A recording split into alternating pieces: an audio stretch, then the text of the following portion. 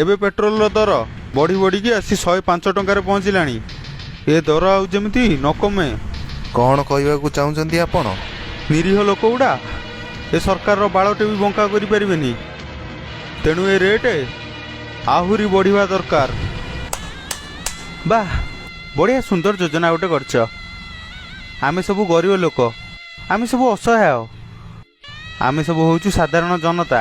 ଶେଷରେ ପେଟ୍ରୋଲର ଦର ଏତେ ବଢ଼େଇକି ଭଲ କି ଚିତା କାଟିବା ପାଇଁ ବସିଛ ତମମାନେ ସବୁ, ବୁଝିଲ? ବାଜେ କଥା ବନ୍ଦ କର। ସାଧାରଣ ଜନତା କରି କରି ଆମର କ'ଣଟା କରିବ? ଏବେ ସେମାନେ ଟିକେ ଅଭିମାନ କରିବେ। ଇଲେକ୍ସନ ବେଳେ ଟଙ୍କା 500 ଦେଲେ ସେମାନେ ଭୁଲିଯିବେ। ତୁ ଏତେ କଥାରେ ଆଦୌ ମୁଣ୍ଡ ଖେଳାନା। କ'ଣ?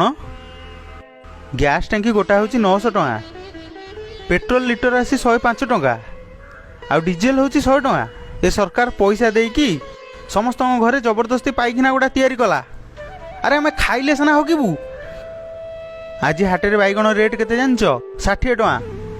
ଆଉ କାଉଣ୍ଟରରେ ଚିକେନ ରେଟ୍ ହେଉଛି 280 ଟଙ୍କା।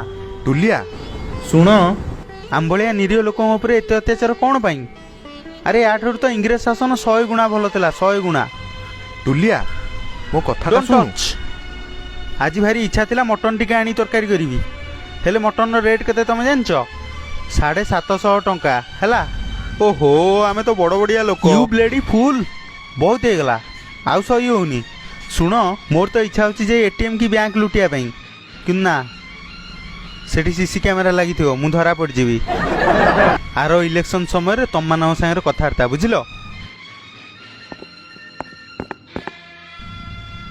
ଆଉ ହଁ, ଏ ଭିଡ଼ିଓଟାକୁ ଦେଖିସାରି ଯଦି ତମମାନେ ସେୟାର ନ କଲ, ତାହେଲେ ତମମାନଙ୍କୁ ଧର୍ମ ସହିବନି, ବୁଝିଲ?